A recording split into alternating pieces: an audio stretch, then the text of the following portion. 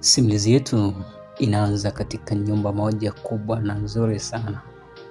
Nyumba iliyokuwa na hadhi ya kimataifa.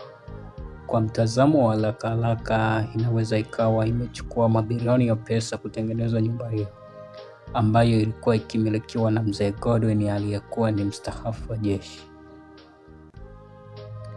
Msikilizaji, nikukaribisha katika simulizi yetu nzuri inayokwenda kwa jina la Nini Kosa Langu. Msimuliaji wako ni mimi Brother D kutoka Simulizi Family.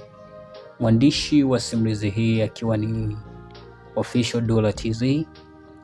Nikukaribishe uweze kuanza pamoja na sisi kuanzia mwanzo wa simulizi hii mpaka pale tutakapofikia ukingo wa simulizi yetu.